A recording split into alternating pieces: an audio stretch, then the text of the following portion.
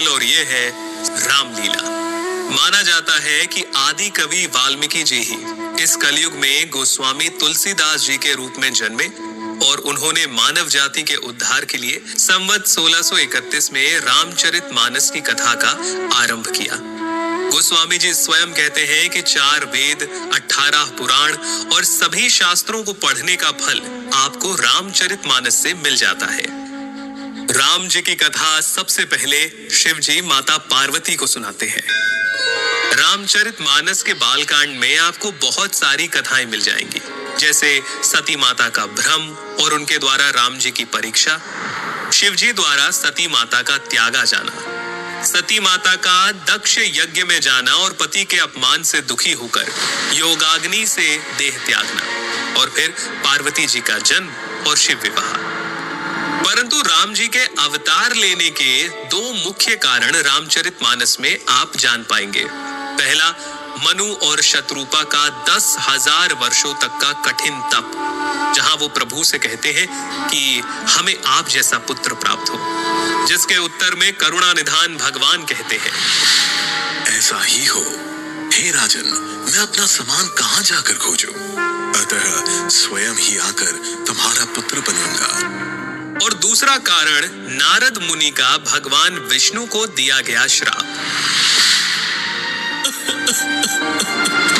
तुमने मुझे ठगा है, अतः अपने किए का फल अवश्य पाओगे।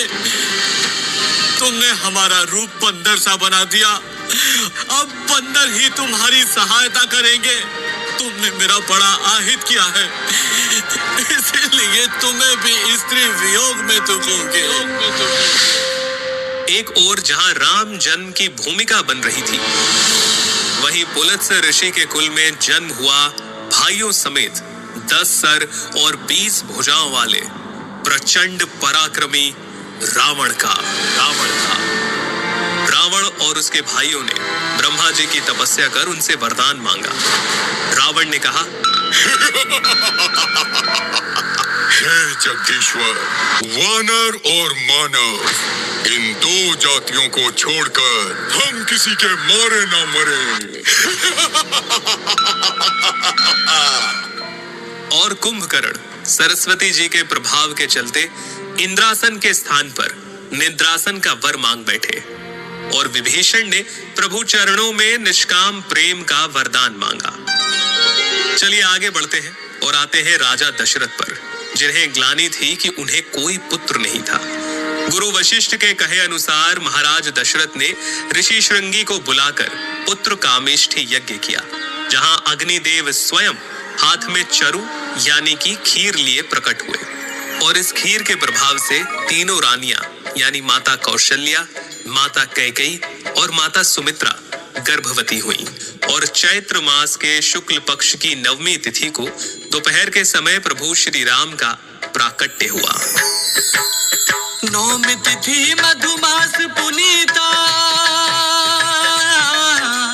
9वीं तिथि मधुमास पुनीता, शुक्ल पक्ष अभिजीत हरि प्रीता,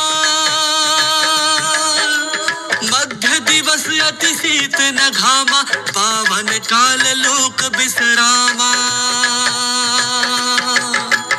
राम सिया राम बोलो, राम सिया राम बोलो, राम सिया राम बोलो राम। इसके आगे क्या क्या हुआ, प्रभु ने क्या क्या लीलाएं की, हम आपको जरूर बताएंगे। बालकांड से लेकर उत्तरकांड तक सिर्फ